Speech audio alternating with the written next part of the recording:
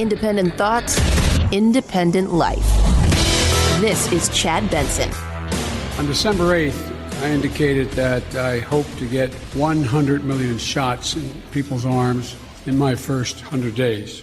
We met that goal last week by day 58. Now today I'm setting a second goal, and that is we will, by my 100th day in office, have administered 200 million shots in people's arms. I know it's ambitious, twice our original goal. I believe we can do it. Yeah. First one yesterday. First one. And I'm not going to sit here. I'm not going to sit here and play the game about, he's just all this and he's all that and he's a hot mess. I want to talk about what he actually talked about. Things that matter. Right? He said a lot of things that you thought, okay, that I agree with, and then he said a lot of things you're like, I can't get behind that. I can't. You're missing the point. The 200 million, fantastic. Let's set you straight right now, guys. Great job. Did a hell of a job. Period. Case closed. End of story. He did a hell of a job. Making sure that the states got what they needed. He participated. He cared. Now, as I've told several people, that's great, but we're going to get through this. And then there's going to be the other stuff, right? The other stuff. North Korea, immigration, China, infrastructure, taxes, things of those nature that you go back in time, you look at somebody like Winston Churchill. When Winston Churchill was voted out, right? He was voted out when he had like a 90% approval rating after World War II. He was brought in because he was the man to get the job done. But he wasn't a man to get some of the other stuff done. I'm excited that we've got the opportunity to make a choice to get vaccinated or not get vaccinated, to get ourselves back to where we should be in a normal way of life. But there are other things out there. Immigration being one. Well, look, I guess I should be flattered. People are coming because I'm the nice guy. That's the reason why it's happening. That I'm a decent man, or however it's phrased. That's why they're coming, because Biden's a good guy. Truth of the matter is, nothing has changed. 28% increase in children to the border in my administration. There was a 31% increase under Trump because he was a nice guy and he was doing good things at the border. That's not the reason they're coming. The reason they're coming is that it's the time they can travel with the least likelihood of dying on the way because of the heat in the desert, number one. Number two, they're coming because of the circumstances in country. In country. No, they're coming here because they know you're a nice guy. Look, did Trump, the first 3 years of Trump, much like with Obama and everything else, people made the trek. They came. Great economy, opportunities. It's kind of a new thing with the unaccompanied minors, something we hadn't seen in this kind of mass before. But the last year, when Trump finally got something that stuck, that stuck, which was he had to wait on the other side. Right? You had to wait on the other side. So you're trying to come here and you get caught. There was no more catch and release. You had to wait on the other side. That stopped it cold for a while. He's undone that. People are coming here. They're not coming here because of Biden. They feel it's safer to come here because of Biden. They feel now that they've got essentially an open invitation, wink, wink, nudge, nudge, but they're coming here to get away from dire circumstances in their home country. They're coming here because they're desperate. That's why they're coming here. But do they feel more comfortable coming here because of Biden? Yes. We've set up a system now where within 24 hours there's a phone call made as that child crosses the border. Then a verification system being put in place as of today to determine quickly whether or not that is a trafficker being called or that is actually a mom, a dad, and or a close relative. If it in fact is mom or dad says, I got a birth certificate, then guess what? We're getting that kid directly to that parent immediately. I have no idea what any of that What? So, hold on a second. I just want to double check this. Is that person here? Is that person on the in Honduras, Haiti, Soviet Union? Well, Soviet Union, Russia. I mean, I'm just trying to figure it all out. Where is that person? It's very, immigration is still going to be here. Coronavirus, we're going to deal with it. We're going to put it in our rearview mirror, hopefully sometime in the next, 2 months to a year, when all is said and done, where we're fully back to normal, where everybody in the country is living life. But immigration's not going anywhere. They are not fixing the problem. But the problem's 35 years old. And it isn't going away. And Biden's not that guy to sort it out. Neither is Kamala Harris. Let's be 100% honest. She ain't fixing it either. So far, I give him an A. His handling of COVID. I think he's done a good job. A lot of other things, not quite sure. He was asked, a few questions. Some people were called, others weren't. New York Times wasn't called, neither was Fox. Think about that. The New York Times, not called upon. Fox, you would expect that. The one thing about Trump is Trump would let anybody talk because he liked and enjoyed the engagement of the argument and the fight. He leans into that stuff. They talk about, but this was not that scenario. He had some interesting stuff to say. Have you decided whether you are going to run for re-election in 2024? You haven't set up a re-election campaign yet, as your predecessor had by this time. My predecessor needed to. My predecessor. Oh, God, I miss him. No, the answer is yes. My plan is to run for re-election. So is that a yes, that you are running for re-election? I don't know where you guys come from, man. Well, I'm a great respecter of fate. I've never been able to plan 3.5 years ahead for certain. And do you believe you'll be running against former President Trump? Oh, come on. I have no idea.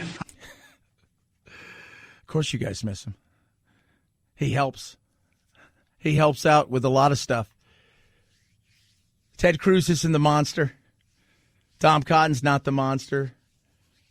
The Oath Keepers and stuff. Trump was the giant in the room that argued and fought. Now you're going to have to go and actually talk about certain issues. China being one of those. Look, all of this stuff sounds good, right? All of this stuff. And later on today, we're going to talk to Gordon Chang, who is probably the foremost expert on China. And yes, he's conservative. Yes, he has a different view than some people, but I do believe his view is the most honest view about China when it comes to what it is that they're actually looking to do and what they want to be to the world. We're going to deal with China effectively. We're going to invest in American workers and American science. The future lies in who can, in fact, own the future as it relates to technology, quantum computing, a whole range of things, including the medical fields. We're going to invest in medical research, industries of the future, artificial intelligence, quantum computing, biotech. China is out investing us by a long shot because their plan is to own that future. Yeah, that's exactly what their plan is. But there is questions about China that need to be asked and need to be answered. They asked a few questions, but not a ton of questions. Not a ton. He did say one thing that sounds good, but I don't know if it's true. China has an overall goal to become the leading country in the world, the wealthiest country in the world, and the most powerful country in the world. That's not going to happen on my watch. We'll see. Powerful, military-wise? We're going to ask Gordon that a little bit later. Who's on our side? Who's on our side? I know India's on our side. There's 1 billion plus people right there. And they have nuclear weapons, and they're next door. What about Europe? They're going to have to get off the fence, choose. I have a feeling they choose us, but still, you never know. Because everybody looks at the almighty dollar, the euro, wherever you are in the world. They look at those things, and they go, And China right now is swimming in it. 323-538-2423 at Chad Benson Show is your Twitter. Tweet at us, text the program. Love hearing from every single one of you. Right now, I'm looking around and I'm saying to myself, how good is my dog? I'm telling you guys, if you want to see a mini miracle, it's my dog Doodle. I tell you, we talk about this, right? Like Rough Greens. And, oh, Chad, you know you're selling, but let me tell you something about Rough Greens. My dog, we were going to put him to sleep last January, February. We're just like, we didn't want to, but every time you touched him, he'd bite you.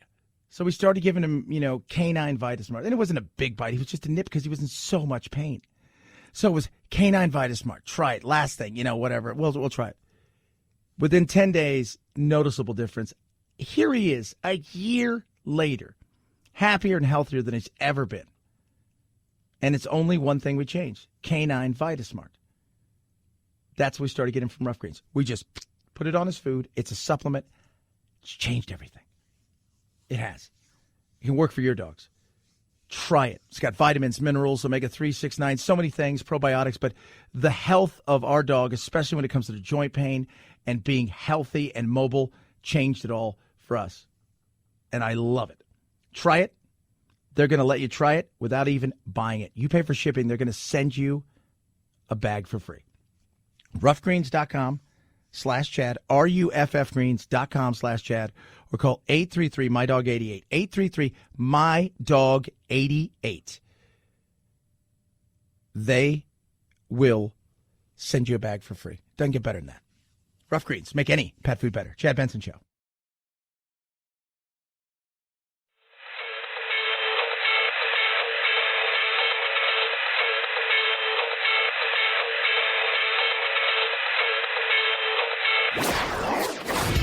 Don't let the Washington Beltway strangle you. This is where the exhausted majority comes to refuel, realign, and reevaluate. This is Chad Benson. I think so. I think we've kept it out of our heads all year. I mean, bear in mind now, people, we've been number one this entire year. So, I mean, dating back all the way into October or whenever the polls came out, or even this summer, and it was amazing, and that was just how many guys we lost from the previous year. I think we lose? 3 starters or something. So they've been incredible with just focusing on the next game. Mark Few right there. He's the coach of Gonzaga, Sweet 16. By the way, I play the ESPN one, producer Phil. I am ranked 7.2 million. Nice. But I will move up tremendously, and I'll tell you why. Because all of my Final Four teams and most of my Sweet 16 Elite 8 teams are in. So this weekend, I should make some hay if some of those teams I have getting into the Final Four do well. Gonzaga, Creighton. I got Zags. USC and Oregon. I didn't have any of these teams. Nobody really think they did. But I think out of those two, I think Oregon wins that one. Then you got Baylor, Villanova. I got Baylor winning that. Arkansas and the upset-minded Oral Roberts. 15th ranked seeded Oral Roberts. Nobody had Oral Roberts. Nobody. Oral Roberts didn't have Oral Roberts. But I got Arkansas beating them. Then you got Michigan, Florida State. Had that one. Nobody had Loyola. I can't even say it. Loyola of Chicago. That's with Sister Jean. And you guys all see her. She became a star last. She's vaccinated. She's following the team. Syracuse versus Houston. I got Houston winning that one. And I have that. Alabama, UCLA. And then Florida State, Michigan. I got Michigan winning. I got Bama winning. I got Loyola winning. And then I've got Houston winning. But I still have all of my teams in it. And I still have the Zags winning it all. So it'll be fun this weekend. Final Four. More brackets busted. I'm still in with a chance. I've only got 7.2 million people to get past. 323-538-2423 at Chad Benson Show's your Twitter. Tweet at us. Text the program. Speaking of getting past, nobody can. About $400 million worth of goods pass through this waterway every hour. A lot of oil, but also consumer goods like cars and furniture and clothing. Now, if this goes on much longer, it could really start to impact global supply chains, and that could impact the United States. So the race is on to get it free. Diggers are trying to remove some of the earth around it and then perhaps refloat it, but it's taking time. And as we know, time is money. Time is absolutely money. So this thing ran like aground, kind of got twisted, and they're doing everything they can. They have a feeling with the next 48 to 72 hours, it will get dislodged. But this will cause, and is going to cause, some of that supply chain to be disrupted. And I was talking to people yesterday, like, it's kind of funny. It's like, you guys have no idea. If this goes on any longer, first of all, how about for everybody who likes coffee? There's going to be a little bump in your price and a little rise. Same thing for oil in this situation, even though we're still oil dependent right now, on ourselves. That's going to change soon. But also, some of the stuff that gets through there is part of the supply chains when it comes to vaccines and things of that nature. So this is a real deal. It is a hot, hot mess. And they're trying everything they can. So they say that there's a salvage firm, Smith, and they're trying to essentially get about 26,000 cubic yards of sand to be moved so this thing can eventually lift up. For a moment, it was lifted up yesterday, but then nothing. Went right back down. So it's a hot mess. Again, you had one job. You have a lot of jobs. Like, we're not giving that many jobs. You just have to go through here. Right? This is it. It's all you have to do. Just right through. You go through here. We'll be fine. Here.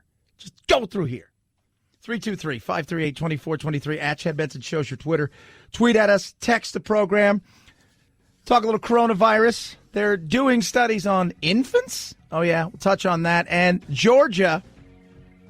What are you doing? Chad Benson Show.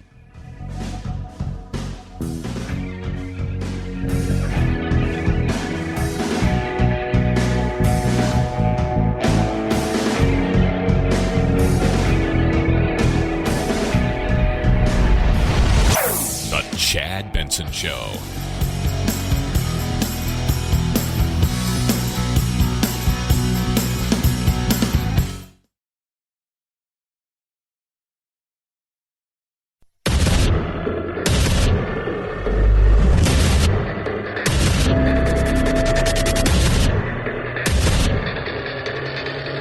Independent thoughts, independent life. This is Chad Benson.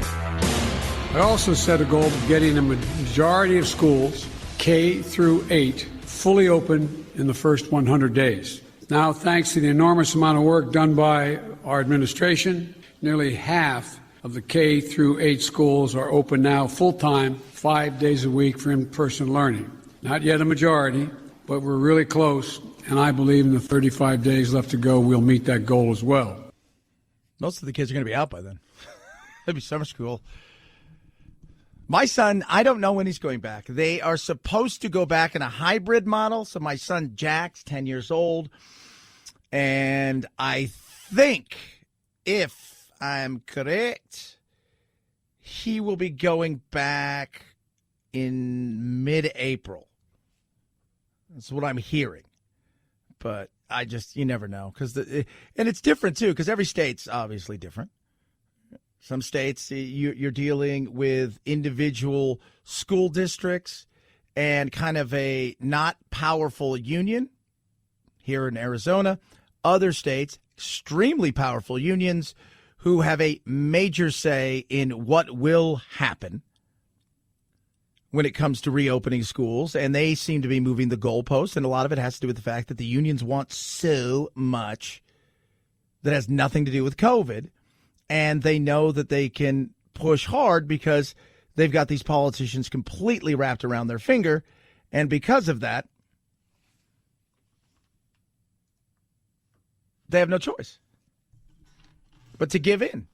But over the last few months, you've seen the tide change. One thing the unions have really struggled with is the fact that a lot of parents now are really not happy about this. on top of that, you're also getting Democratic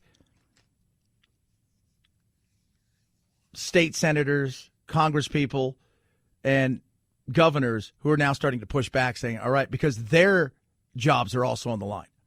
Right? Because it's always about, like, how's this affect me? Right? Like, in that life, how's this affect me? Oh, it doesn't. Well, then I don't care. But once it really gets to the point where, like, you guys are worried about this, well, I'm worried about that. And now your business is becoming my business.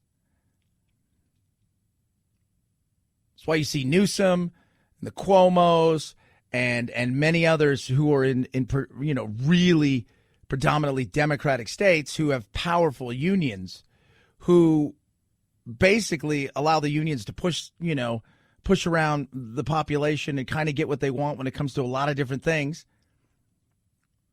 What ends up happening is they give in. But now the tide is turning in some of these places because they're feeling it. So as far as the schools go, I couldn't tell you like when some aren't going to open. A lot of places around the country didn't shut down, really. Some shut down hardcore. My son hasn't been in school in 13 months. 13 months. By the time he goes back to school, it'll almost be 15 months. Insane. 323-538-2423. At Chad Benson Show is your Twitter. Tweet at us. Text the program. I don't know. I've got the vaccine the other day, and I am totally fine with that. For me, kids, yeah, okay, I understand you have to test it. I think we all realize that. You go and you test it, but I'm not. Jack, his mom and I have talked about, would he get the vaccine or would he not get the vaccine? He's already had it. It was 12 hours.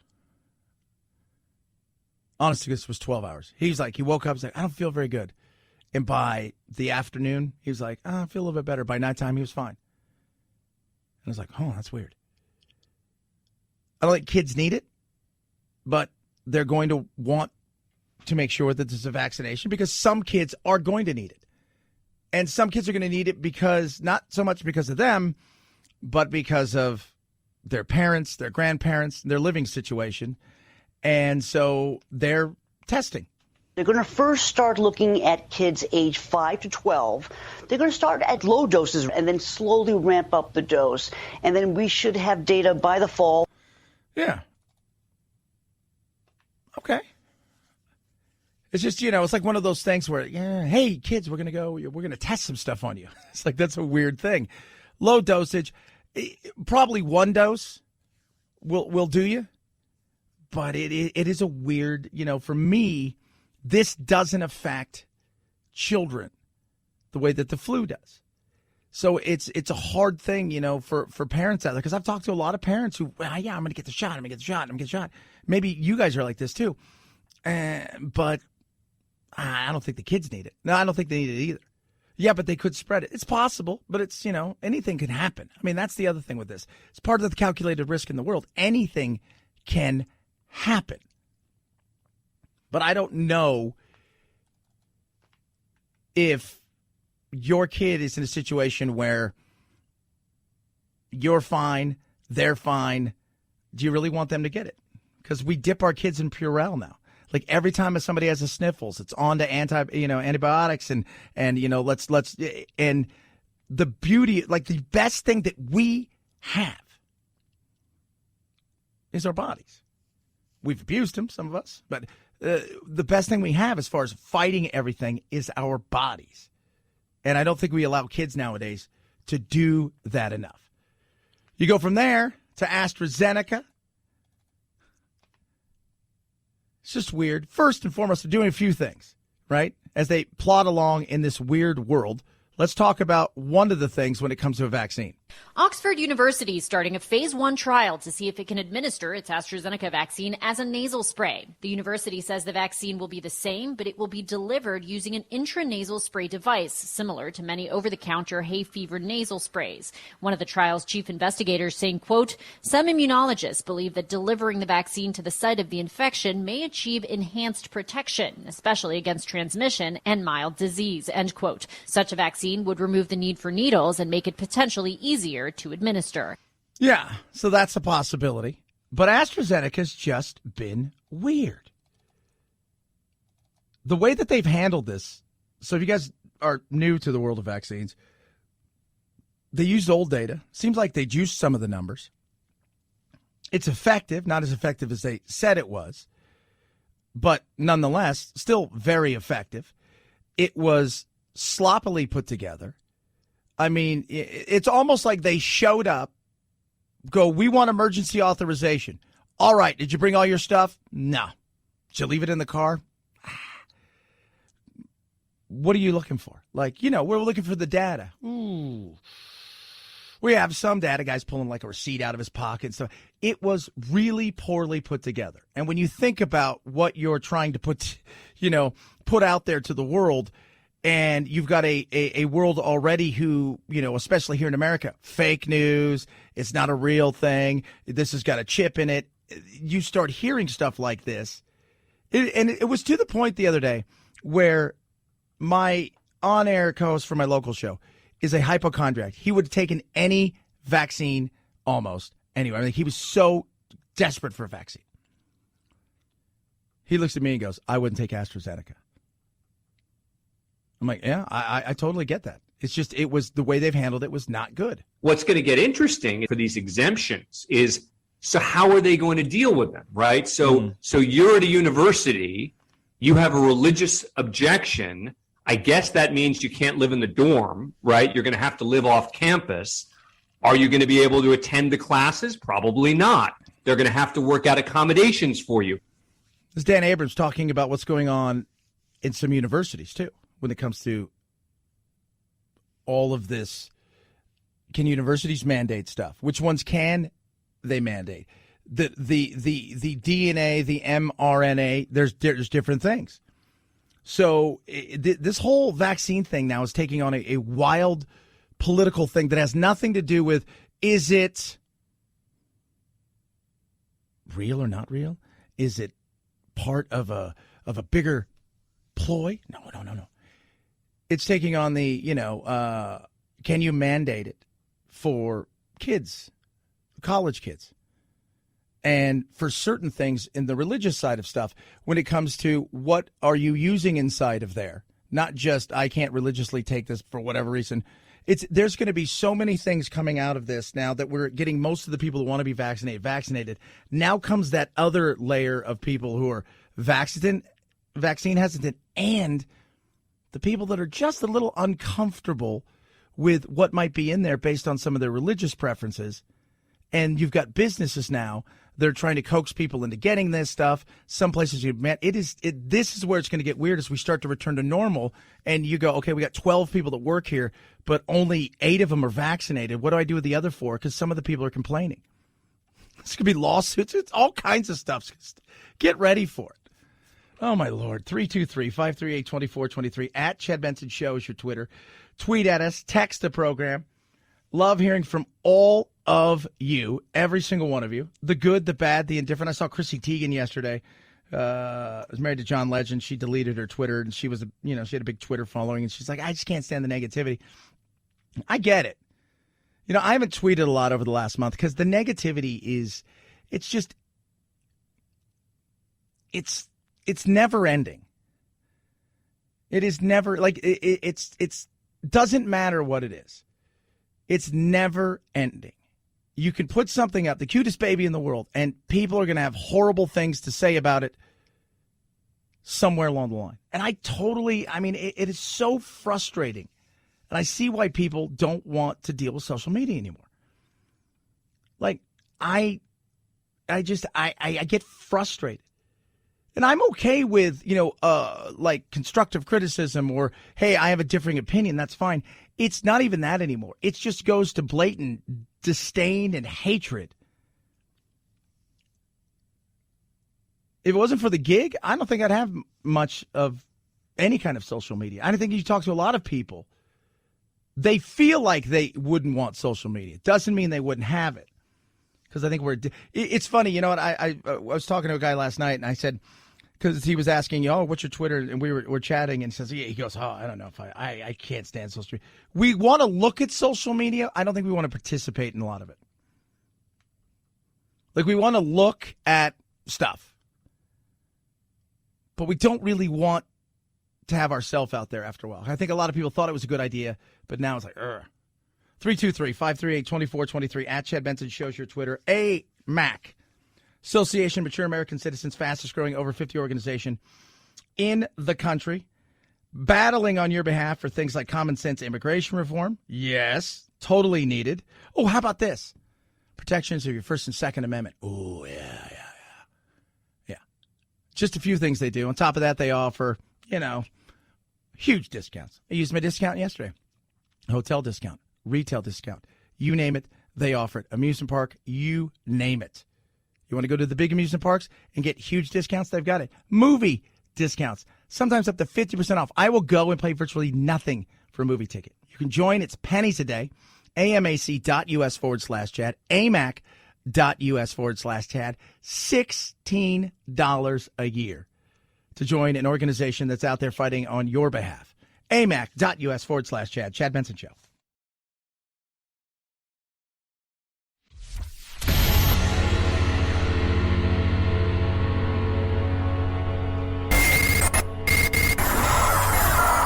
No fake outrage here, just the real thing. The Chad Benson Show. Better Call Saul's Bob Odenkirk stars in the film Nobody. What are you still doing here, old man? Think John Wick, but featuring Saul Goodman instead of Keanu Reeves. And Odenkirk tells me it's not lost on him that this is his first action role, and he's 58. It is audacious, and it is ludicrous, and it makes no sense. He says it especially makes no sense given where he started, a writer on Saturday Night Live, co-creator of the cult comedy series Mr. Show with Bob and David. And he hopes you physically go see Nobody this weekend. And it's something to see in a theater. Yes, and that's important. I want to see this. I do. I would probably go see it this weekend, Jacksontown. So I don't know if I'm going to go see it this weekend. It looks great. He's just basically kind of a dorky dude. If you know Better Call Saul. He's kind of a dorky dude, and he's married, and he's got a couple kids, and there's a home invasion kind of robbery, and they don't really take anything. And he could have knocked one of them out, and the kids kind of think he's a loser, and the cops think he's a loser, and his neighbor's like, man, if they'd have come into my house. And what mom and and the kids and everybody don't know is he used to be what he calls an auditor for very bad people, an assassin when he came for you. And so finally he's had enough. It looks kind of like dorkiness though, but also with a little bit of humor and some gratuitous violence. And so, yeah, the theater is a good thing. I know that in some places, theaters are socially distanced. Some people have the vaccine. Some people have already had COVID. My son has already had COVID. And my mom has been vaccinated. My sister's been vaccinated, one of my sisters. Some people can see it safely. And it's something to see in a theater. Absolutely. So I don't know if I'll see this in the theater because it is going to be available tonight. And it's one of those ones where, I'd spend $20 to see that at home. But next week, this comes out. And this is one of those things where, that's theater. These are dangerous times. Godzilla's out there and he's hurting people and we don't know why. There's something provoking him that we're not seeing here. I'm of the same opinion. The myths are real. There was a war. And they're the last ones standing. So it came out last night, but it's going to hit big time next week. That's a movie you see. God, like I've always told people, like, and you guys know my love of the theater. If you listen, there are movies I will pay to see front row theater popcorn. It's not just about the convenience of sitting at home and having something. I think that's lost on some of the people in Hollywood. Like, oh, they're not going to go to the theaters. Even theater owners. There are movies that are totally worth going to see in the theater. That's one of them. I need it big. I need it bold. Maybe not an art house film, right? You're probably not going to do that. First of all, I'm going to let you guys know a little something. I don't see art house films, so I don't have to worry about that. If I'm going to a movie, it's big, it's bold, it's explosions, it's boom. That's a movie you see in the theater. I want to see Gong and Godzilla.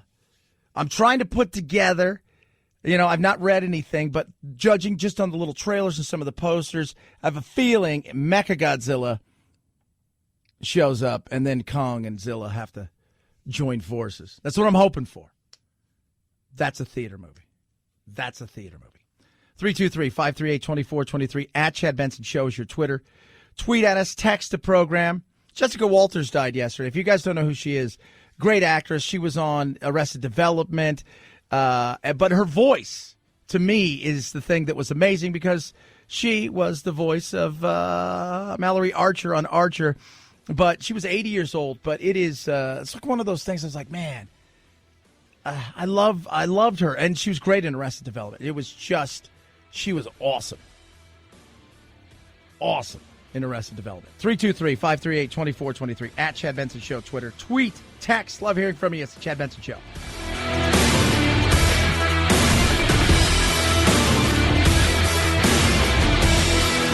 This is the Chad Benson Show.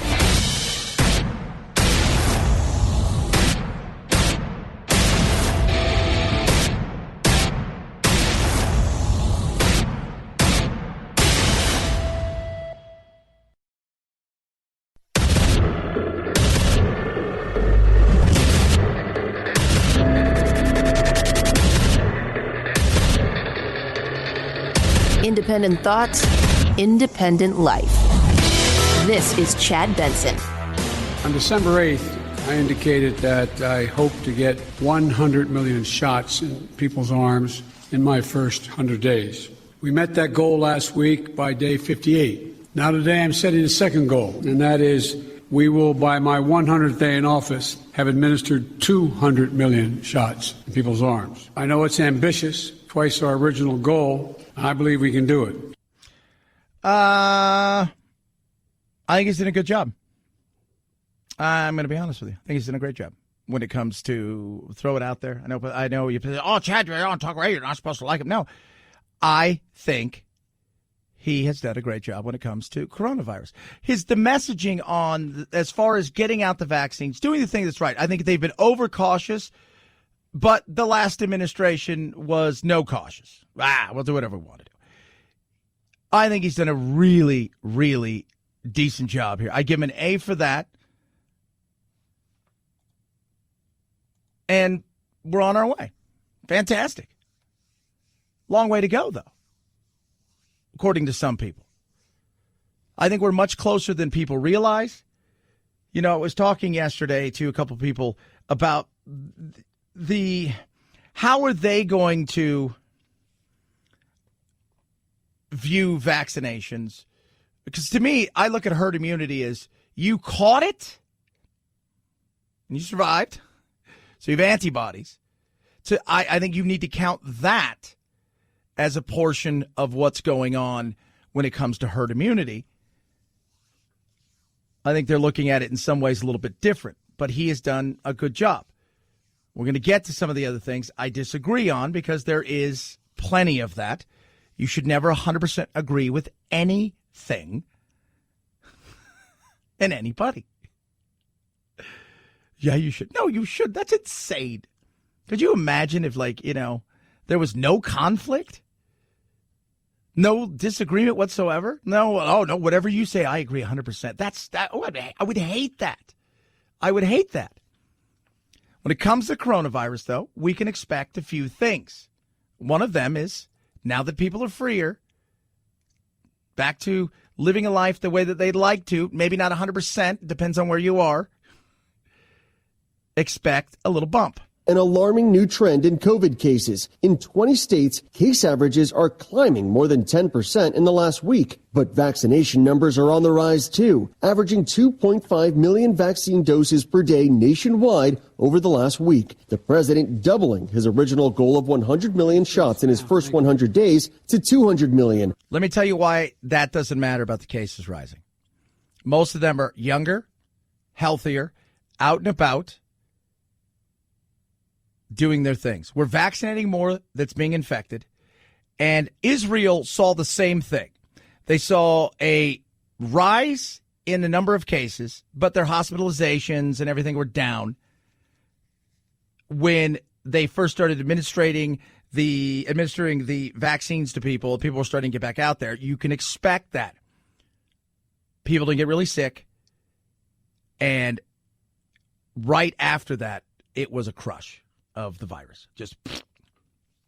So expect that. So when people say, oh my God, what are they going to do here and there? There's going to be some states that are going to over panic and they're going to pull right back. And I want to see how you put that genie in the bottle.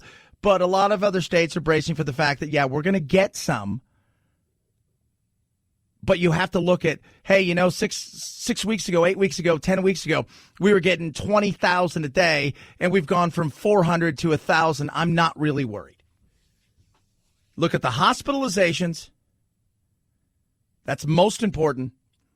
And then look at the amount of people that are being vaccinated in your state comparatively to the people that are testing positive. So you lead with, oh, my God, it's getting worse, an alarming thing. But hold on a second. Take a deep breath. 323-538-2423 at Chad Benson Shows your Twitter. Tweet at us. We go from COVID and Biden to immigration. Biden's going to eventually leave office. May not be as soon as VP Harris wants, but he will. Along the way, we're going to get through COVID. It may be for the next 6 months to a year that we truly battle it. We'll be out of it and getting our lives back to normal, but then it won't even be anything other than, God, you remember 2 years ago how horrible it was? Once we come out of that, there are other things that Biden has to deal with. Immigration. I gave him a good grade. I'm going to give him a solid F on immigration. Well, look, I guess I should be flattered. People are coming because I'm the nice guy. That's the reason why it's happening. That I'm a decent man, or however it's phrased. That's why they're coming, because Biden's a good guy. Truth of the matter is, nothing has changed. 28% increase in children to the border in my administration. There was a 31% increase under Trump because he was a nice guy and he was doing good things at the border. That's not the reason they're coming. The reason they're coming is that it's the time they can travel with the least likelihood of dying on the way because of the heat in the desert, number one. Number two, they're coming because of the circumstances in country. In country. First of all, they're coming because they know now there's the chances of them getting in are awesome. Because, yes, there was an increase under Trump, and a lot of that was the fact that people were coming here because we had our economy had strengthened and we were rolling along and opportunity was here, and the countries they were in were, quite frankly, they were in many cases a hellhole, a crap hole, as Trump called. Oh, my God, Chad. Whatever. But the last year that changed. Last year changed big time. I talk to border agents all the time. They said it died. And the reason was simple. And yes, COVID played a little bit of a part, but the other thing is they knew if they got here, they were going to have to wait in Mexico. And the choice of being homeless essentially in Mexico, or at least with your family in a place that you recognize and know and you feel comfortable with, even though the situation may be bad, that was, that's what people chose. He's got rid of all of that. And along the way, he's almost ushered in the opportunity for people to come here. He's almost said, come on in. Please come in. Dive into what we've got. Now, don't come, but do come. But if you do come, great. But don't come, but do come. What I'm telling you is the border's not open, but it's open. What I'm saying is, if you get here, don't come. But if you do get here, it's okay.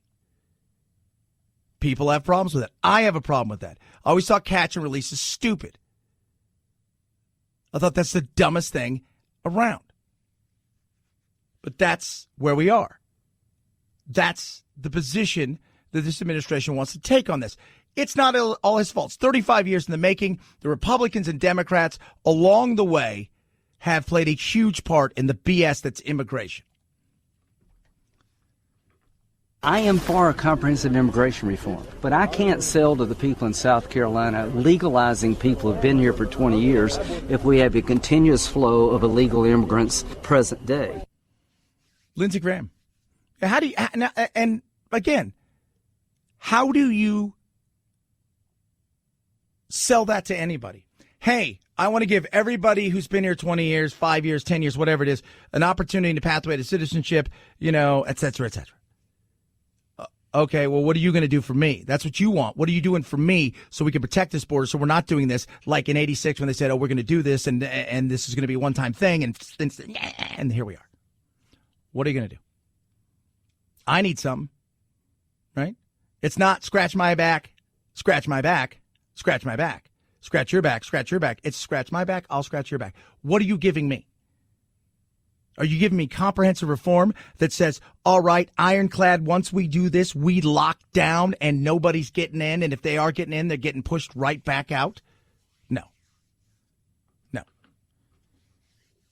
And that's the game that'll be played. So, A, on COVID,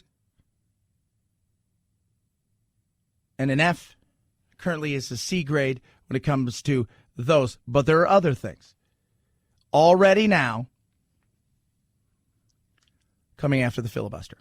With regard to the filibuster, I believe it's being abused in a gigantic way. We should go back to a position of the filibuster that existed just when I came to the United States Senate 120 years ago. It used to be you had to stand there and talk and talk and talk and talk until you collapsed. And guess what? People got tired of talking and tired of collapsing. Filibusters broke down and we were able to break the filibuster, get a quorum and vote. So I strongly support moving in that direction. Yeah. Yesterday they equated it to Jim Crow eras and slavery. And I mean, it's nonsense. If the filibuster goes away, you will have one party rule for a while. And I know I've talked to several Democrats who are very uncomfortable with that. On the outside, they support the party. On the inside, to me, they've said, and one of them's been very vocal, Kirsten Sinema. She's like, I don't want the filibuster to go away. Because it does become essentially who's ever in power has the bully pulpit to do whatever they want. You showing up for work doesn't matter anymore at this point because we're going to do whatever we want to do. And while the Democrats are pushing for that, and he is, by the way, President Biden has absolutely defended the filibuster on numerous occasions. But like everything else, once it gets in your way, it becomes an issue. If you lose, they cheated. If you win, it was legal. That's the way that people always look at stuff. Very few people go, yeah, I lost. Not anymore, especially in politics. And the filibuster, if they got rid of that, it is going to get ugly. It will be. But to get the things they want done, they may try it. And if they do it, it is, I'm telling you guys, and what's going to happen, because this is where the massive swings will come. And many Democrats know this. Eventually, we're not going to be in power. And the other side is. And Harry Reid went nuclear, and everybody said, don't do it. And then when he did it, they're like, oh, he did it. And they went and did their thing. And then when the Republicans started doing it, they knew, this was not good. 323-538-2423 at Chad Benson Show is your Twitter. Tweet at us. A for coronavirus. F for immigration. Incomplete so far for the filibuster and whether or not he is or isn't going to push for it. Right now, he's got a C average just in those two things. A lot of other things to get to. 323-538-2423 at Chad Benson Show. Home Title Lock. Protecting your home. 30 days free protection right now. All you have to do is go to HomeTitleLock.com, register your address, see if you've been a victim. Cyber criminals are snatching up people's homes fast. They pull everybody's records because why? It's all, are you ready? It's all public. They look at the deeds. They quit claiming to themselves by forging signatures. And, yes, notaries. They start taking out loans, and you're screwed. By the time you realize it, it's too late. Your credit's destroyed. You're fighting for your house, and you're hundreds of thousands of dollars in debt. Now, protect yourself. Home Title Lock will do that for you. It alerts you to anything that takes place when it comes to your title and your home. It's simple. It's easy. Try it for yourself. Plug in your address, HomeTitleLock.com. Use code radio. Get 30 days free protection.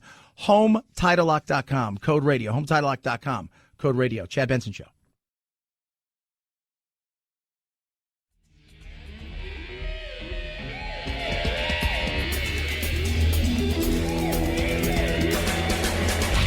You go, boy. This isn't about right or left. This is just about right and wrong. Right you are, Chad. The Chad Benson Show. 5, 4, 3, 2, 1, 0. Ignition. Liftoff. Now it's time to find out what's trending. What's trending? Yeah, what does that mean? I mean something, right? Like it's trending on the old internet. What's trending? Let us find out what's trending. Tornado warnings across the South. Nasty weather hits Georgia, Alabama, Mississippi. We've seen tornadoes touch down in a few places. It has been ugly out there. If you're listening, be safe. Do the best you possibly can. And, you know, it's crazy how nasty that weather is. It's so, like, to see, again, we talk about it. Nature will mess you up. And, you know, some of these places, people are saying they had zero warning at all. And how fast these things hit and went. Governor Kemp signs a new Georgia elections bill into law. We're going to touch on that in a little bit. You know, obviously, what took place in Georgia with Trump, the chaos and craziness and the threats and the back and forth, and they cheated. But some of the stuff in there, including photo ID for mail-in ballots, reducing early voting for runoff elections, and banning the distribution of food and drinks to people waiting in line to vote, which is just bizarre, but whatever. Some of it I looked at, I thought, oh, I got no problems with that. Others, you know, again, it's you're always going to have a fight when it comes to this, especially when it comes to photo ID and voter ID. For whatever reason, I don't know, but we always have a weird fight over that.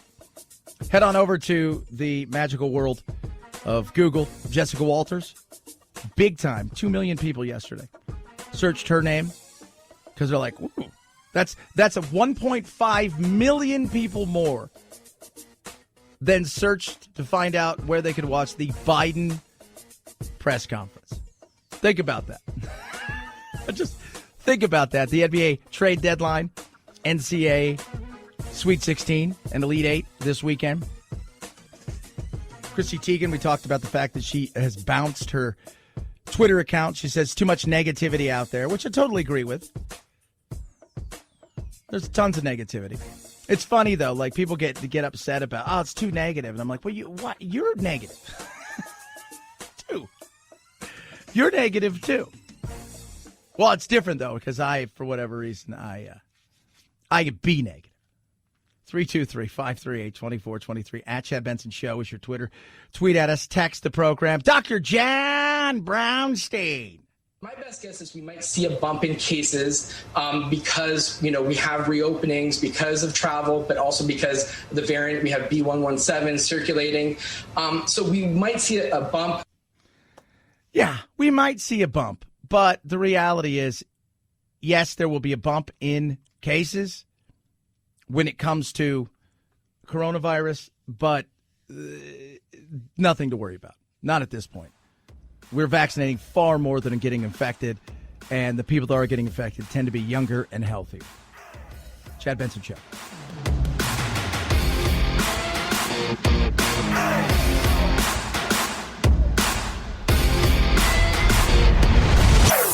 Chad Benson Show.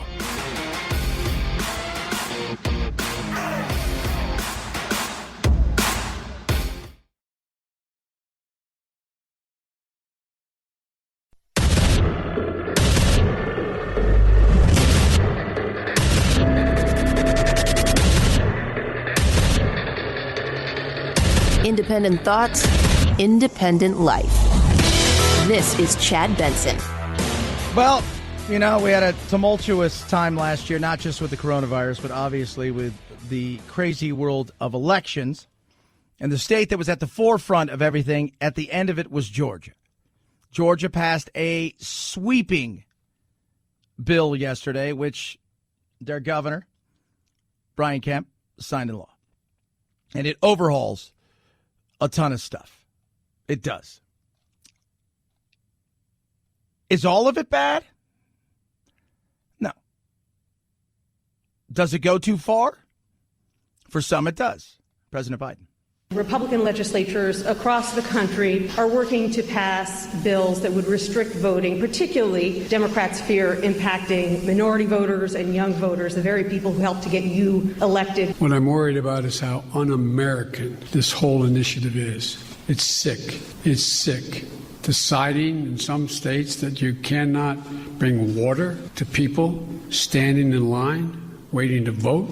You're going to end voting at 5 o'clock when working people are just getting off work. There will be no absentee ballots under the most rigid circumstances. Yeah. Earlier plans in Georgia was to eliminate the absentee ballot altogether. The voter ID. So if you want to use absentee ballot to vote, you can, but you have to have a copy of your license. Do I have a problem with it? Not really. I don't have a problem with that. And when people talk about, like, well, some people can't get it, if it's important to you, you will figure it out. If it's important to you. And it's easy for it disenfranchises voters of color. Stop. Why? Because they can't get an ID. Why can't you get an ID? Most states, by the way, you can get an ID. You may not be able to get a license. Maybe you've had issues with driving and things of that nature. That right there, the voting ID thing is an absolute sham. It's BS. It is absolutely crap. Closing at 5 p.m., that's not good. Come on now. That's the stuff that I don't like. Not being able to bring food and water. Well, part of that is, or drinks and stuff to people who are standing in line. Why? Well, but what if one group's doing it to another? These are the things where you look and you go, okay, this is stupid. But it always lands on the voting ID. And it's funny because the Democrats, right, like Hispanic people and black people don't know how to use the internet, so they can't get vaccines. It's like that was super insulting, but we'll just pass on that. And the voter ID thing forever is like what disenfranchises people. It's because they don't want people of color to vote. But you could turn around if you're a Republican and go, well, you guys are allowing how many people in here from all over the world, and your goal is to get them to do what? To become citizens. Who do you think they're going to vote for? Just curious. And don't tell me you think, oh, we're just doing it because we're nice. No, there's always an end game there. There's always an end game. And when in doubt, make it about race. The Republican voters I know find this despicable. Republican voters, the folks outside this White House. I'm not talking about the elected officials. I'm talking about voters. And so I'm convinced that we'll be able to stop this because it is the most pernicious thing. This makes Jim Crow look like Jim Eagle. I mean, this is gigantic, what they're trying to do.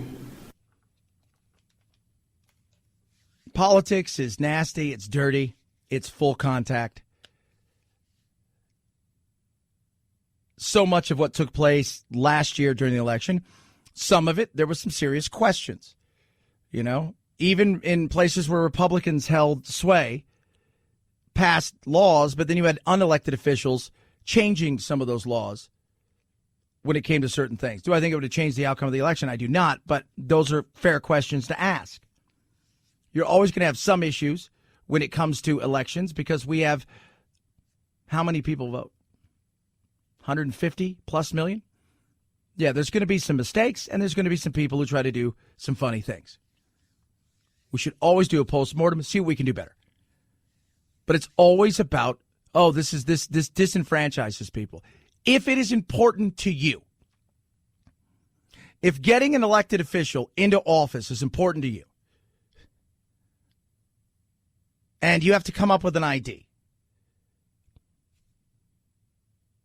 why don't you have an ID? Like, that's always well, tell me why. They use it as a way to say it's always about race. Why? White people can... Do you think every white person is just handed an ID? No, you got to go down. You got to DMV, wherever it is you have to go. For some people, they're never going to drive, but they still need to carry an ID. That's the frustrating thing. Some of this other stuff is absolute crap. The Republicans are reaching, and they're trying to get their base riled up, but some of it it's fair. This is where the common sense comes in. Shouldn't you want your votes and elections to feel like, okay, everything is as much as above board as we possibly can get? Yeah. It's just sad because we're not having a real conversation, because we never do. Because real conversations can't happen when all you want to do is yell at each other. 323-538-2423 at Chad Benson Show is your Twitter. Tweet at us, text the program. Love hearing from every single one of you, whether it's on Twitter or Instagram. Check us out. I throw some stuff up, not as much as I used to, just because I needed a break. Because it got crazy, it got chaotic, where people are yelling at each other, and then, I'm getting, I'm having to break up fights of two people I've never met. It's like, that is insane. Speaking of insane, in the what the blank were you thinking category of the program today, I give you a high school football coach who thought, well, hey, let's put in some plays, and if we can make them anti-Semitic, super. It's very, very disappointing. An anti-Semitic play call. The Duxbury High School football team is accused of yelling insensitive terms while calling an audible during a game against Plymouth North. My understanding is that Auschwitz, Rabbi, and Dreidel were substituted for the names of place. Auschwitz. I often wonder, like, are you new to the world? Like, were you in some other world and you just showed up and you think, I could kind of do the things, nobody's going to say anything. I think that's the only thing I can think of, is that you just showed up out of nowhere and you've not been in the woke world and you have no idea what's happening. That's the only thing. I can't fathom anything other than that. You just kind of showed up. Don't know. You don't know what wokeness is. You don't know what political correctness is. You don't know what human decency is. You're unaware. That's the only thing I can think of, because that's the dumbest thing. The second thing is, did you think it was not going to get out? Well, my team would never say anything. Well, you're playing another team. Like, if I'm out there, I'm like, did they just say Auschwitz? Because that would totally be me, too. Did they? What? What is it? Stupid is, you play a stupid game, you win a stupid prize. Now the Anti-Defamation League is working with the school. The district fired head coach Dave Mamaram because of the incident. In a statement, the superintendent said the outrage is real, warranted, and we hear it. The fact that members of our school community used such offensive language, including anti-Semitic language, is horrifying and disappointing. I don't know how a coach would allow this to happen.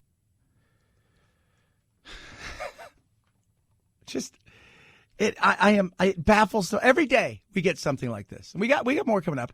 Trust me, I don't get it.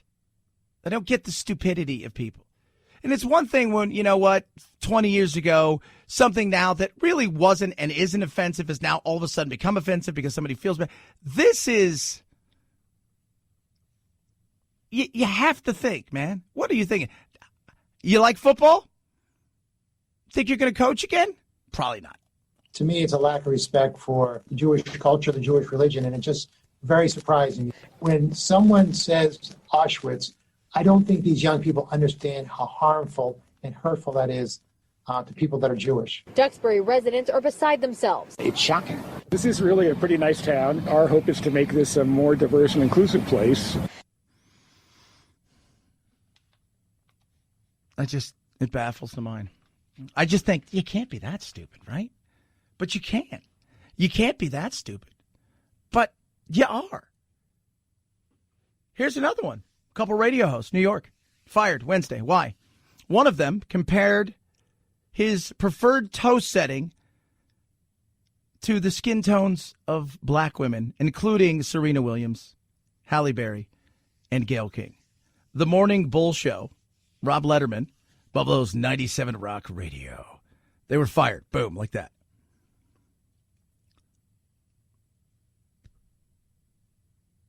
You know where the line is, right? You could have thought.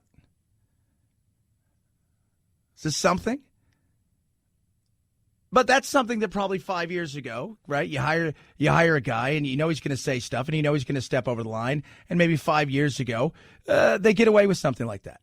You can't do it anymore. You have to know that.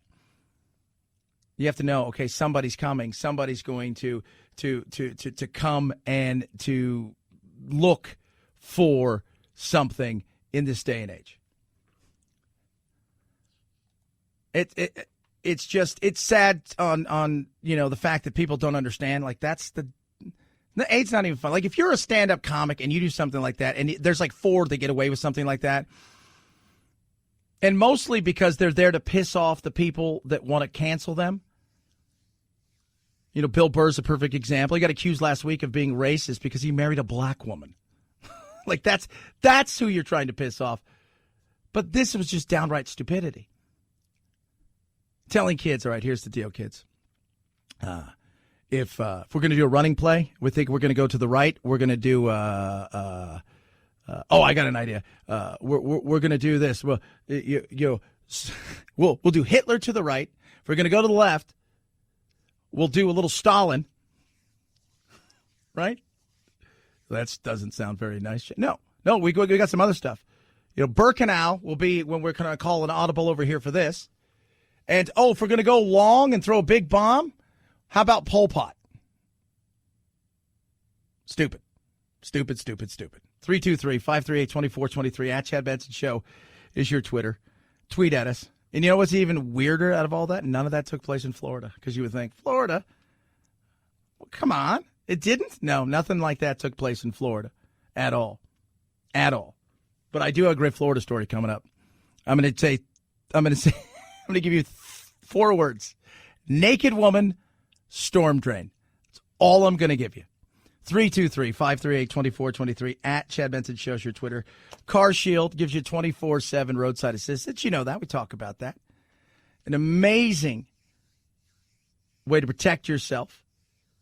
Rental car while your car's in the shop, and that shop is the shop that you choose, and you know that's worth so much because you're not being sent to a place that's all about getting your car back on the road, even if it breaks down 5 seconds from the place that just fixed it. They don't care. CarShield does care. 1 million drivers have been helped by CarShield. They're ready to help you. Call them up. Be specific in what it is that you're looking for across the board. Maybe you're looking for something because your car's a little more modern and you worry about the electronics because maybe you have a warranty. I have a warranty for my engine in one of my cars, but I don't have a warranty for the sensors and the electronics, and those things are expensive because they remove the dashboard, and that costs a ton of money. I have a warranty for that, for the engine, but not for that. That's why I have CarShield. My other one, it doesn't have any electronics in it. It has radio, and I do worry about the engine. That's why I have CarShield for that. 800-665-2157. Use code Benson, 800-665-2157. Mention code Benson saves you 10% at carshield.com, carshield.com. Code Benson saves you 10%. A deductible may apply. Chad Benson Show.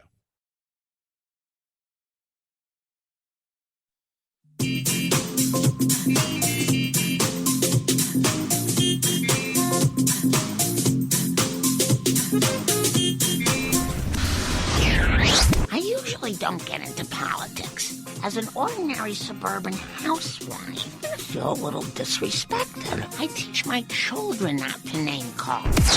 You are a blabbermouth! Come on, man. Guys, can we please keep the chatter to a minimum? Chad Benson. Before we went to break, I was saying, I'm going to tell you guys a story. I'm going to give you guys some clues. And I gave you clues to said story. It was a mystery, but the mystery has been solved. Here are your 4 keywords. Naked is one.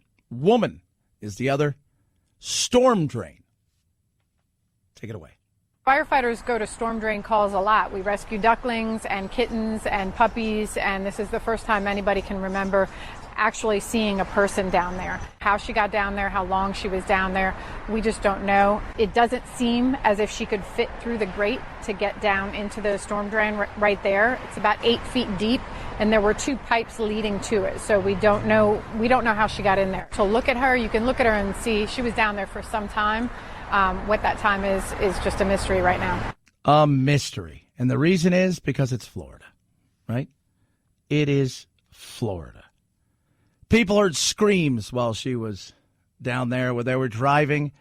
But it started out as a missing persons case. Just like, what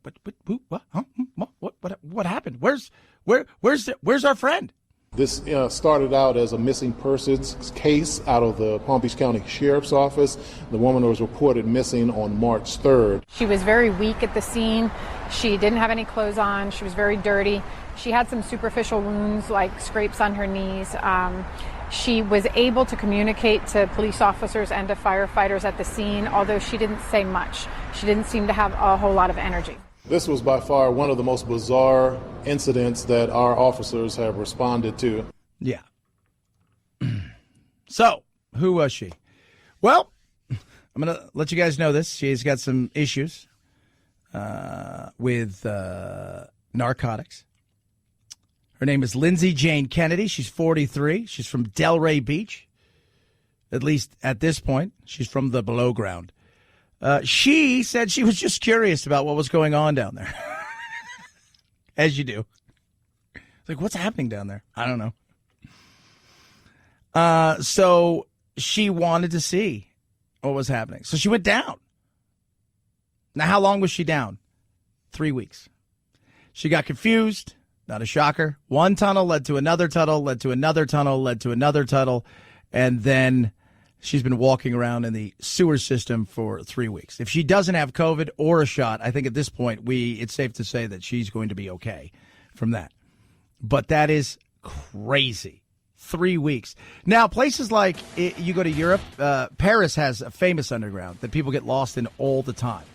But that has been around for centuries, and that's where they bury the bodies. But this was just a curious thing, and how she got down there, again, it's a mystery. But a mystery that will probably be solved when somebody else does it, and then they get out. Or don't. 323-538-2423. At Chad Benson Show is your Twitter. Tweet at us. Text the program. Only in America. And in America, we say only in Florida. Chad Benson Show.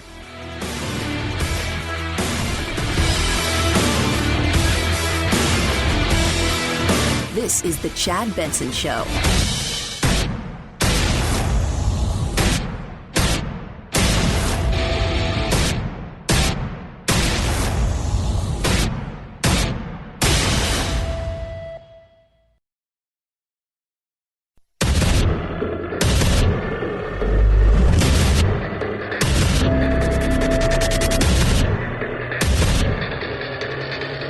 Independent thoughts, independent life. This is Chad Benson. It's beautiful Friday. We're having fun. Getting ready for the weekend. Got Sweet 16, Elite 8. Got some golf. Baseball's right around the corner. We still have the coronavirus. Not going anywhere. I want everybody to understand that this is endemic, not pandemics. I mean, it's going to be here probably for a while, maybe for good. It's just eventually over the next several months and years, just going to be more of a nuisance, kind of like the flu is. Still doesn't mean you'll pay attention to it, But you're going to see some things over the next couple of weeks change when it comes to numbers. Everyone's like, we're doing good. We feel great. This is it. But, things are going to change. But hold on. I'm going to give you good news after they kind of deliver some bad news. An alarming new trend in COVID cases. In 20 states, case averages are climbing more than 10% in the last week. But vaccination numbers are on the rise, too, averaging 2.5 million vaccine doses per day nationwide over the last week. The president doubling his original goal of 100 million shots in his first 100 days to 200 million. Yeah. They found President Biden, and he decided to have a press conference, apparently. And he decided to throw that challenge out there. I've given him an A on the way he's handled COVID. Not so, and I'm talking about him in particular, kind of leading the country. Again, he's got tons of empathy. I wish he was a little bit more positive because he's got that empathy bucket. It overflows. In saying that, though, he's going big. On December 8th, I indicated that I hope to get 100 million shots in people's arms in my first 100 days. We met that goal last week by day 58. Now today I'm setting a second goal, and that is we will, by my 100th day in office, have administered 200 million shots in people's arms. I know it's ambitious, twice our original goal. I believe we can do it. Yeah, I think that's going to happen. So numbers will go up. It's all right. It's going to happen. You have younger generation. People are participating in the world again the way they have it. More and more office buildings are starting to open up. I've noticed that around here where for the last year plus I've come in and it looks like a holiday weekend Friday every single day. You guys know what a holiday weekend Friday is like, right? Like everybody does. Like it's just the parking lots are a ghost town because they're getting ready. They're bouncing early. They want to get going. And every days look like that. Every days look like the week between Christmas and New Year's in work buildings across the country. Well, I have news for you. This last month or so, start to see it ramp up. States are lifting all of their stuff here in Arizona. We lifted ours. Even states that have had serious issues have no choice but to lift stuff, and they're doing that. The people that are getting sick, younger, tend to be healthier, tend to really not be getting sick, just testing positive. But we're out vaccinating it. And that's the most important thing. Biden says he's got a plan. That's great. Says he's going to meet his plan. I think he will, because it's not just him. It's us as Americans. We do these things in ways that nobody else can. Remember, during the beginning and then through the middle of this, everybody criticized America. Look how bad we're doing. Look at all of these things. But when push came to shove and it came to actually finish the job as far as the vaccination and distribution, we're it. I mean, we're doing it. We're doing it. And that comes on the fact that it's still political. People are still trying to figure out, based on their religion, based on, whether or not they think it's right for them, at least this early into it, because they still think it's new and they like to see some of this technology and the way it plays itself out. And, for the other people out there, think it's going to turn you into a reptile. We're doing it big time. Great. Now the economy. It's time to figure out what's going to go on there. Personal finance, as far as spending last month, was down. A lot of people think the numbers are going to really take off. We're in a situation where they think in the coming weeks and months that there is this kind of just this sense underneath, like a rumbling, that we're going to explode. And this is where Biden is going to have to figure out how does he leave a governor on, if you will, and just, kind of slowly inch, or does he just turn it and go? That would be very, very interesting to see. 323-538-2423 at Chad Benson Show. Your Twitter. Tweet at us. Text the program if you could, please. I don't know if you guys saw this, but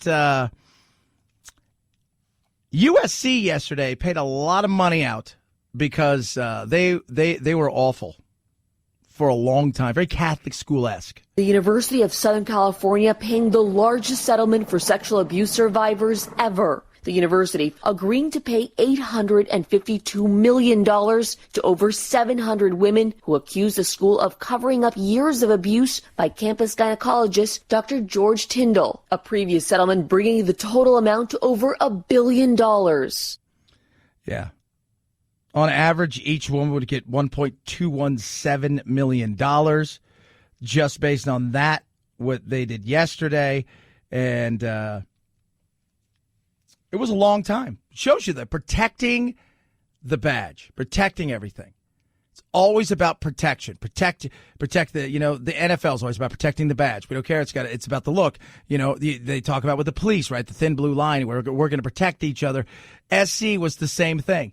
And this went on for years. And much like the Catholic Church, also protecting, what did they do?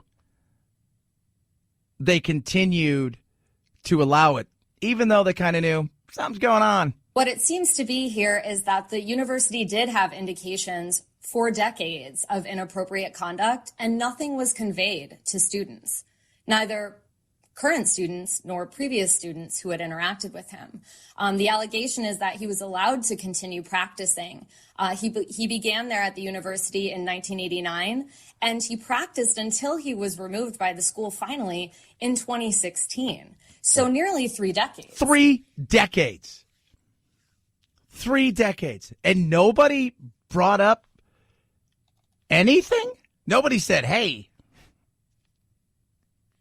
And it's scary because we turn our kids over to people we're supposed to trust. And these were young women. This wasn't like a 7 or 8 year old, who's with the priest, Uncle Touchy, Father Touchy McFeely. No, this wasn't, that you don't know what's going on.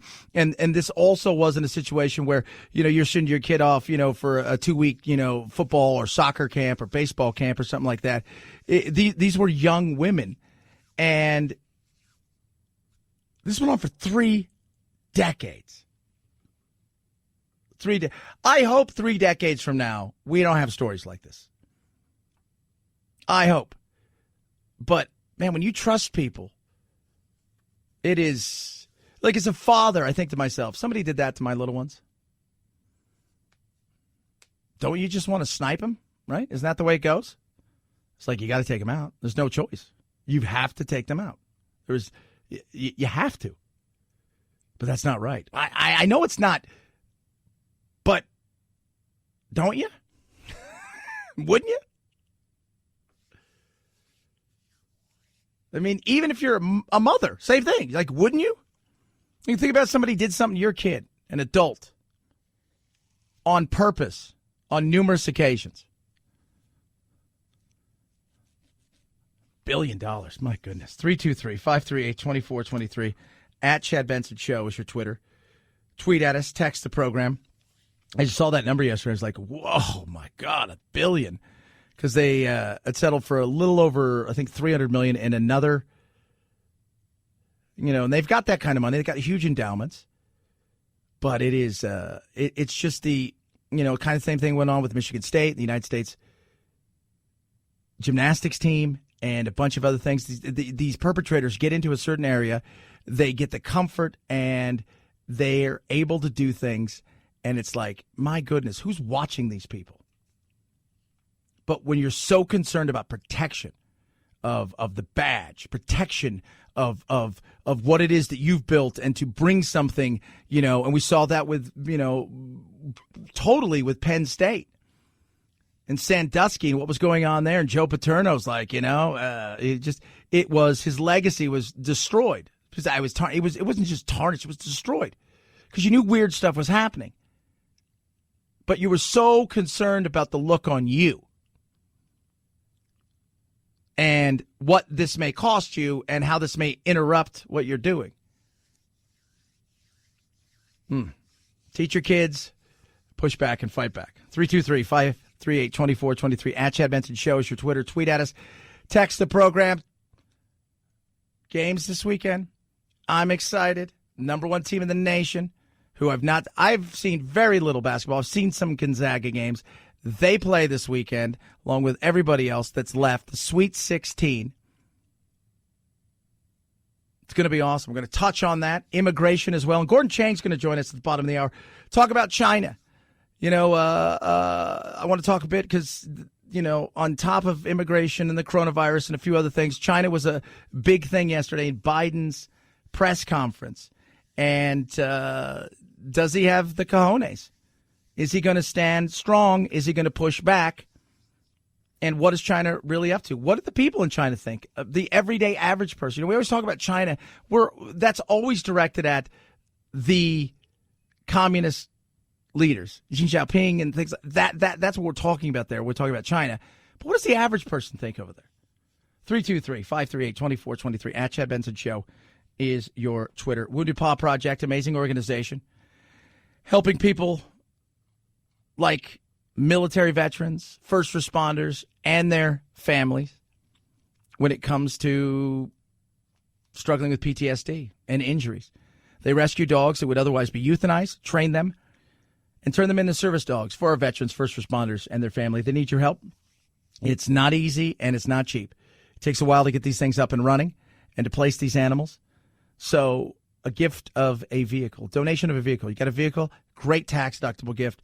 They take cash, and you go to smile.amazon.com and set your supporting group up to that. All the proceeds we'll use to protect, advocate, and train these animals for the veterans, first responders, and their family. Find out how you can help today by going to woundedpawproject.org, woundedpawproject.org, woundedpawproject.org. You'll be saving a paw to save a life. Chad Benson Show.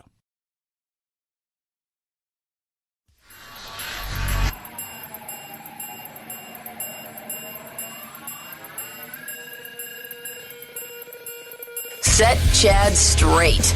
Text the show, 323-538-2423. That's 323-538-CHAD. Someone has to do it. Might as well be you. The Chad Benson Show. Southwest 1849, tower runway 30 right, clear for takeoff. 30 right, clear for takeoff, Southwest 1849. Inbound, Palo Alto. 21.3 is ready to go. Yeah, spice. Damn liberal weirdos. Probably driving around them Hyundais. Lower that go slow as Calling on tower, that's 12410 hot mic. If you don't have balls unless you're rolling coal, man. Damn it, weirdos. 121.3 now, Wingspan 3, you have a great evening. It's a pilot. Hot mic, talking about San Francisco, the Bay Area. It's kind of funny. Come on now. Oh, my goodness me. That hot mic thing. He was honest, right? Like that was, he was honest about the way he felt about it. What's up with the Hyundais, though? Is something wrong with the Hyundai? Like, he said, blank this place, GD liberal blanks, blanking weirdos, probably driving around and blanking Hyundais, have no idea, blanking roads, and blank go slow as blank. Well, that's right. You don't have the balls unless you're blanking rolling coal man, GD. So funny. Oh, my Lord. And then, of course, and this, by the way, this is a Southwest pilot, right? So it makes me laugh, but then you have to come out with the obligatory, well, not everybody's like this. We have 60,000 hardworking, respectful people of Southwestern Airlines. We know that, right? Like, we're not holding you responsible. And I don't think he should be in trouble for that either. He had a belief, wasn't a fan of what was going on there, and thought to himself, this is what I think of this area. I don't get the Hyundai thing. I don't. I like Hyundais. I think they're good. They're great cars. They run for a very long time. They're not very expensive, and they come with a lot of gadgets. And, and again, I'm not a car dude, but, I don't get that. I don't. This is just the first step in a process of providing greater access to the media. You agree, though, that you've chosen the facility that is the aspirational facility as opposed to the problem at this moment? We all agree that the Border Patrol facilities are not places where children should be. It's also becoming a public health concern because of the number of kids who are moving through those facilities and the fact. Why not show those to the American people? We will, and we are working with the Border Patrol and with DHS to determine how we can do that. No, you're not. You're not doing that. That's Jen Psaki. People asking questions about transparency on the border. I gave him an A for, I think, the way he's handled coronavirus. I'm not talking about Fauci and everything. I just think, the way that he's done, I would like a little bit more positivity, but he still gets an A. He's getting an F at the border, and the way that they're handling it is ridiculous. And the reporters are getting pissed. And part of it is the fact that, they're reporters, and they're like, okay, this is what we used to do, right? We used to report news and stuff like that. And this is real news, and we should talk about it, because the last guy we hammered for this stuff, and this guy promises all this transparency, and there's been absolutely none of it. Plus, the other guy's not here, and he brought us ratings, so we better do something. This is problematic. I mean, look, I know Jen Psaki well, but reporters should be allowed into all the facilities. And when you only allow reporters into the aspirational ones, it leads to more questions, like are reporters being used to sort of sell the best part of this? We got to see what's going on. I mean, not Nike boxes of new shoes. I mean, what am I missing here? Yeah, that's Mika Brzezinski, Scarborough, the 5th. What are you missing? It's a game. He's getting an F, Biden and his administration, for the handling. I'm not blaming him on the immigration problem as a whole, because that's an F from the last 35 years for all presidents. But the way he's handling this, this is definitely screaming of an F right now, as the grading goes.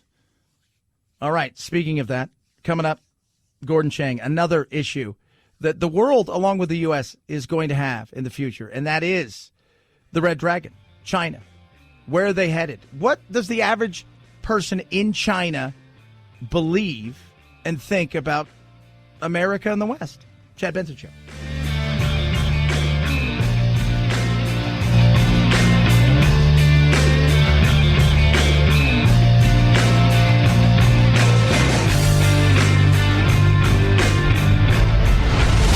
The Chad Benson Show.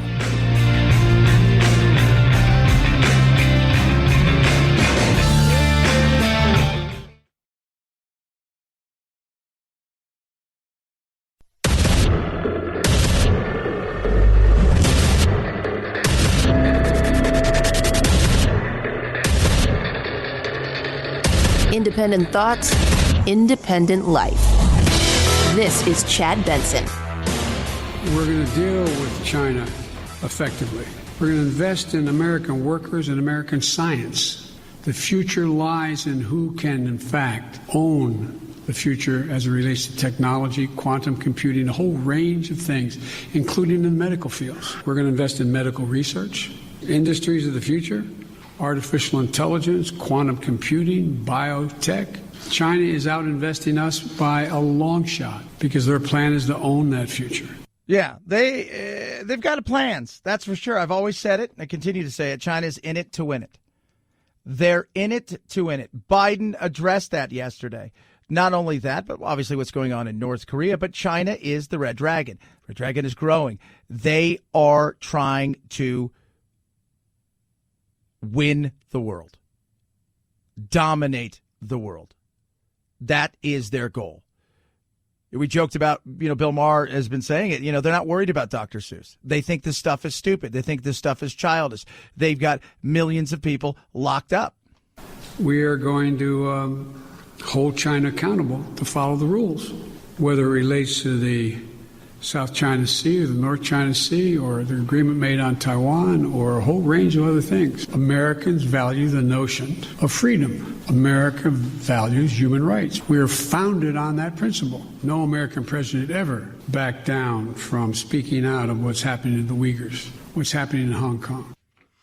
He put the Uyghurs last because he's like, all right, I want to screw this one up. Yeah, no, nobody should. But China doesn't care. See, the thing is we live in a world now where feelings and caring matter so much that's what leads. They are in a world where they want to dominate and win. They're thinking about not only today, but tomorrow and the future in ways that we're just not. I always use the analogy, it's Clubber Lang, right? It's Mr. T, Clubber Lang. He's in working out. They're at 5 a.m. and working out in the gym all day and then fighting, and then, Rocky Balboa's out just, doing his thing and has kind of gotten fat, dumb, and happy. Well, we need to go back to the Rocky Balboa afterwards. It's time to get our stuff together. It is. Absolutely. Because he is saying it.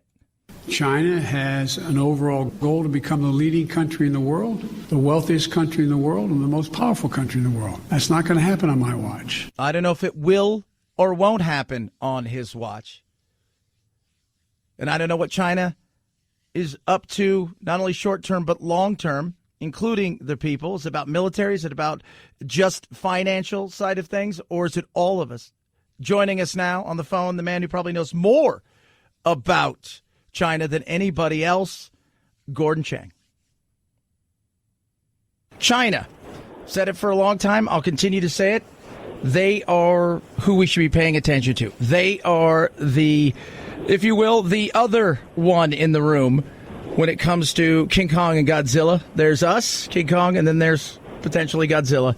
And those are the two big beasts who stand atop of the mountain, and they want to be the king of that mountain. Joining us now is somebody who probably knows more about China up and down than anybody else out there. Is the author of The Coming Collapse of China, and you can follow him along at Gordon G. Chang on Twitter. All right, Gordon, I think it's safe to say we're pretty much it, right? Like, this is it. This is the battle of the two giant monsters, and it feels like China is definitely in it to win it.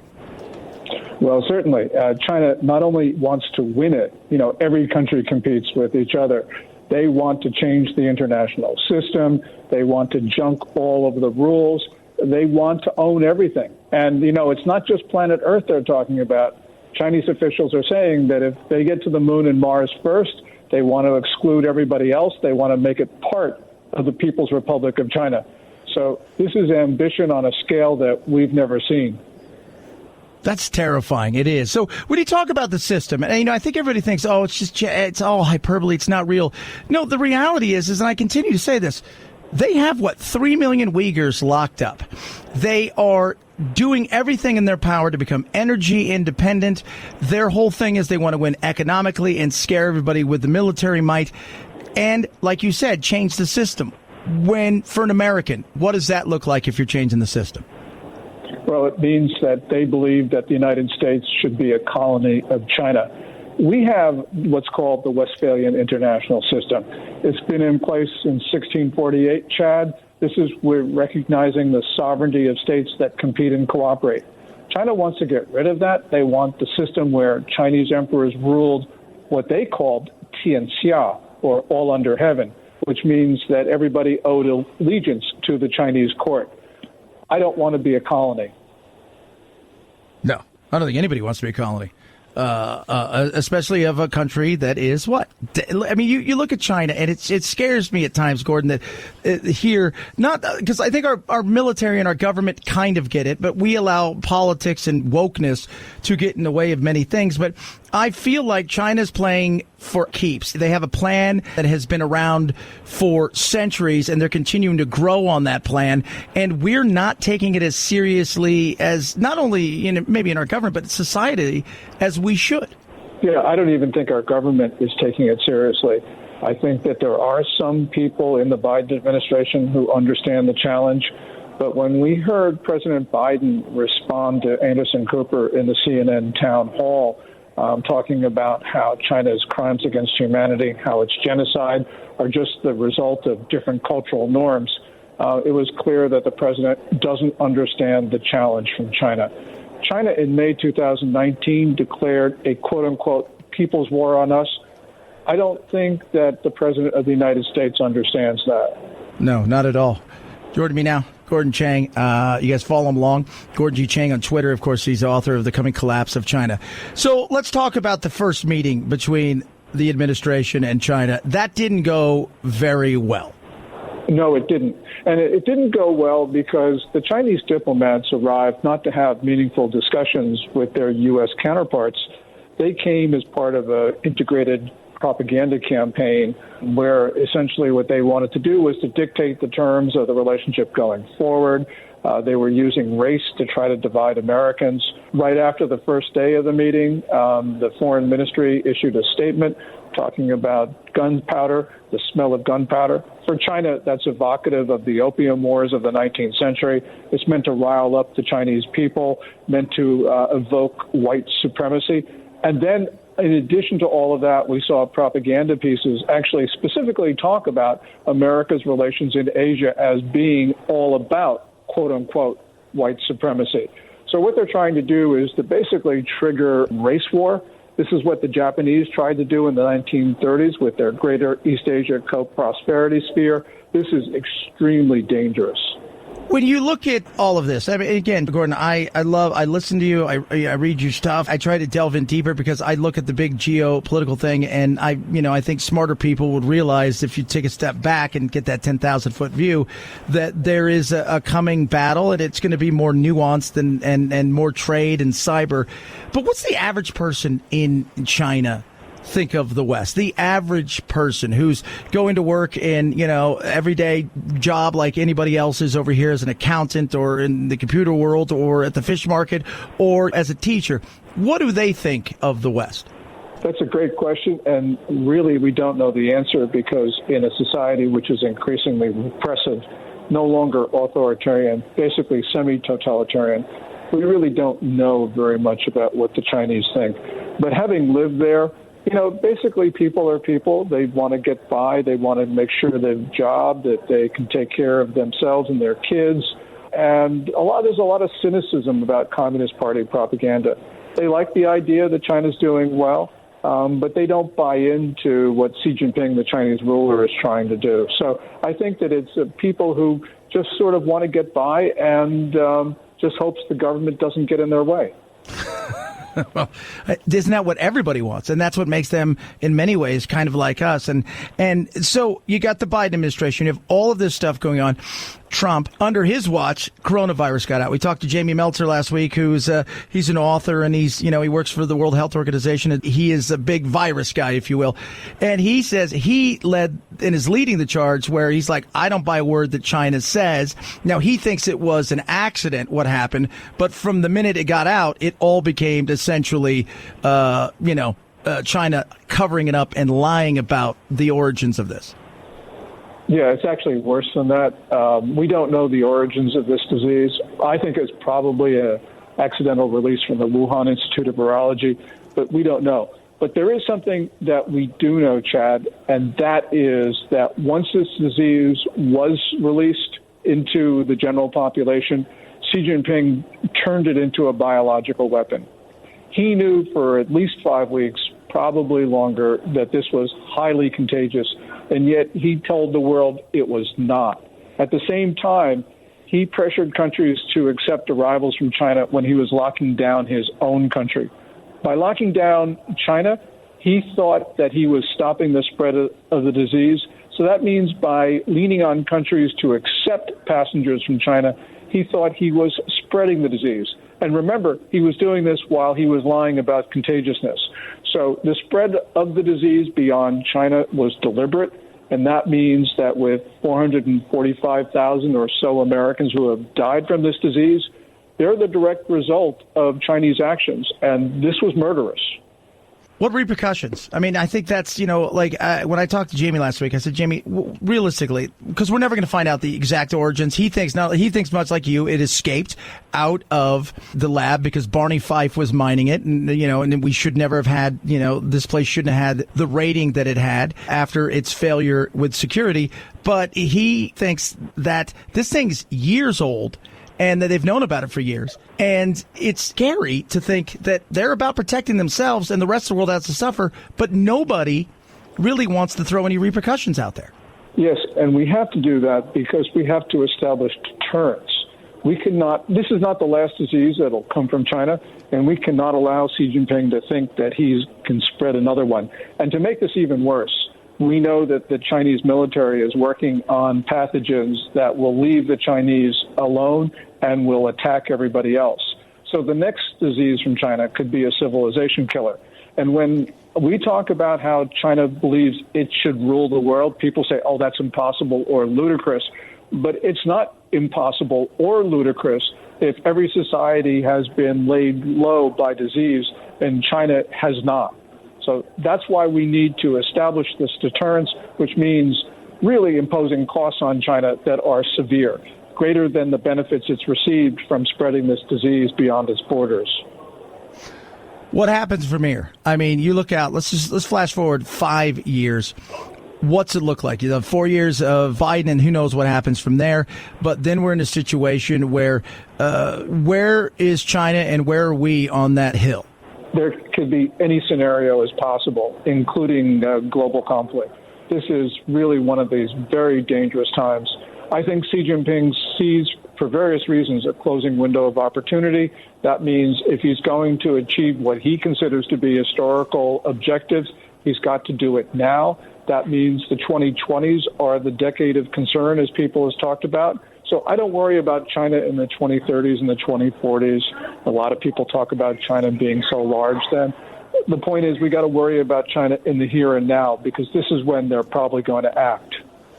Who's with us besides India and their disdain for each other? But I mean, that's a very much a local thing. But yeah, but who else is with us that would be like, if push came to shove, they're going to side with us rather than China, because so many people worship at the altar of money? Australia, Japan, I believe India. Really, it's going to be difficult to know. Europe is sitting on the fence. I think eventually they'll tip over on our side. Canada is run by a very pro-China Prime Minister, Justin Trudeau. So we really need to find friends in the region. I think ultimately we will look to our special relationship with Britain, but we right now are scrambling because this is an existential fight. It's a zero-sum game, as people don't want it to be, but it is.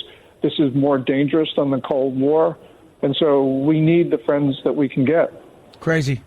Love having you on, guys. Read his stuff, The Coming Collapse of China, and follow him on Twitter, Gordon G. Chang, at Gordon G. Chang. Gordon, thanks so much, man. Look forward to doing it again soon. Well, thank you, Chad. I really appreciate this. Thanks. At Chad Benson Show, Twitter, ChadBenson. It's the Chad Benson Show.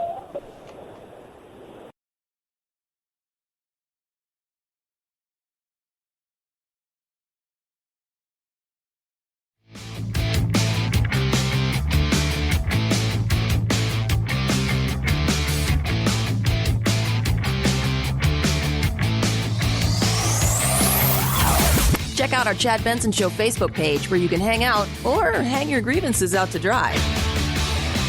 This is Chad Benson. These are dangerous times. Godzilla's out there and he's hurting people and we don't know why. There's something provoking him that we're not seeing here. I'm of the same opinion. The myths are real. There was a war. And they're the last ones standing. All right, so Godzilla, King Kong, Battle It Out, opens up nationwide on the 31st. Is it time we're going to get our box office back? It's very interesting. Movies are starting to roll out. This weekend, opening up nationwide is a movie I can't wait to see, starring Bob Odenkirk. Think John Wick, but kind of a dork. Better Call Saul's Bob Odenkirk stars in the film Nobody. What are you still doing here, old man? Think John Wick, but featuring Saul Goodman instead of Keanu Reeves. And Odenkirk tells me it's not lost on him that this is his first action role, and he's 58. It is audacious, and it is ludicrous, and it makes no sense. He says it especially makes no sense given where he started, a writer on Saturday Night Live, co-creator of the cult comedy series Mr. Show with Bob and David. And he hopes you physically go see Nobody this weekend. And it's something to see in a theater. Yeah. I'm going to see that in a theater. But I might see it at home. It's a 50-50. I'm getting Jack tomorrow. I don't know if I don't watch that one about Jack. It's got a lot of violence. Again, it's very John Wick-esque. But I will be seeing Godzilla and King Kong in the theater because you know what? That's what you do. That's a movie you see in the theater. That's a movie you go see in a theater. It's big. It's bold. Those monsters are there. You need to see them fighting. You want all of it. That's the one where you're like, that's what you see in the theater. So I'll be doing that. I can't wait. It feels like we're getting back to some normalish ways. And I love that. I do. I can't wait. I can't wait to see people out doing things. I can't wait to go to the movie and stand in line and get popcorn and all of that stuff. I'm excited about that. It is going to be, to me, that's the thing that I've missed the absolute most is the movies. I went out. We went out last week. We had a bite to eat. That's the first time I'd done that in 13 months. But it's been, February of last year, late January, early February is the last time I saw a movie in the theater. So this will be cool. 323-538-2423 at Chad Benson Show is your Twitter. If you didn't hear Gordon Chang, check out the podcast where good podcasts are available. Money back guarantee. I'm kidding. Don't charge. I've never charged. It's not worth it. Trust me. I wouldn't charge anybody anything for that. But check it out. Very interesting stuff right there. Sweet 16, Elite 8. Can my teams hold on through the weekend? Will there be another upset?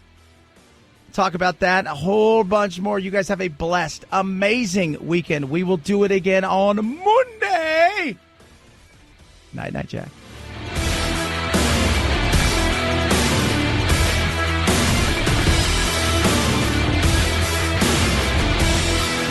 This is the Chad Benson Show.